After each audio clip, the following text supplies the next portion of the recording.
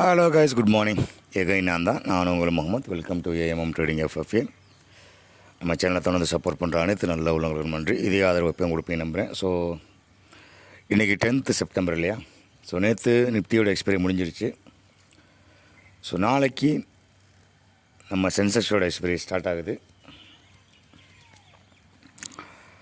So அதனால் சென்செக்ஸுக்கு வந்து first ப்ரையாரிட்டியும் நிஃப்டிக்கு வந்து அடுத்த ப்ரையாரிட்டியும் கொடுக்கலாம். ஸோ அந்த வகையில் சென்செக்ஸை பார்க்குறதுக்கு முன்னாடி நேற்று நிஃப்டியில் நம்ம சொல்லியிருந்தோம் இல்லையா, ஒரு வாரத்துக்கு முன்னாடி 24,500 ஸ்ட்ராங் பண்ணுவாங்க அப்படிங்கிற பேசியிருந்தோம். கரெக்டாக அடித்தாங்க. அடுத்து 600, அடுத்து 750. நேற்று 850 to 25,000க்குள்ளே தான் வந்து மார்க்கெட்டை க்ளோஸ் பண்ணுவாங்க அப்படிங்கிறதே நேற்று காலையில் வீடியோவில் சொல்லியிருந்தோம். யாராவது பார்க்காம இருந்தீங்கன்னா போய் பார்த்துட்டு வாங்க. ஸோ இன்றைக்கி சென்செக்ஸுக்கு ப்ரையாரிட்டி கொடுக்கலாம். அதுக்கு முன்னாடி வழக்கம் போல்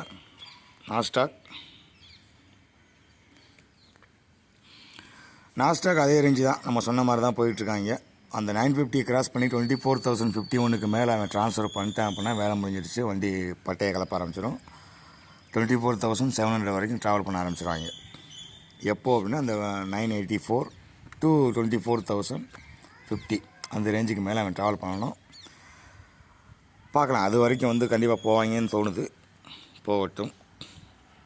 ஸோ டவ்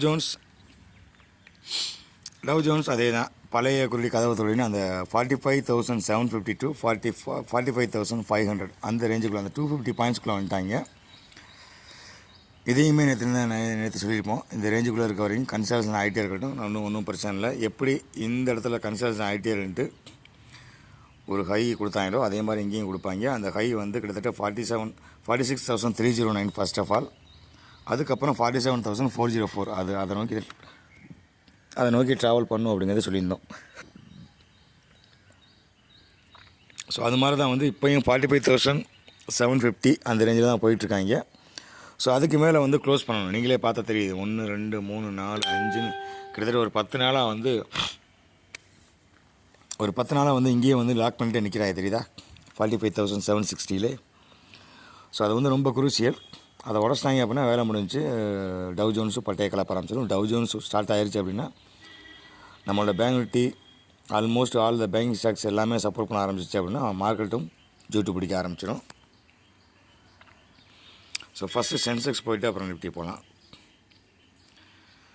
சென்செக்ஸ் அதே தான், நம்ம ஒரு 10 நாளாக சொல்லிட்டு தான் இருக்கோம். இந்த 79,750லேருந்து அங்கேயே சப்போர்ட் எடுக்கும் அப்படிங்கிறது கரெக்டாக மறுநாளே வந்து சொல்லியிருந்தோம். அதே மாதிரி தான் சப்போர்ட் எடுத்தாங்க. ஸோ இன்னமும் போயிட்டு தான் இருக்காங்க. இது எது வரைக்கும் ரீச் ஆகும்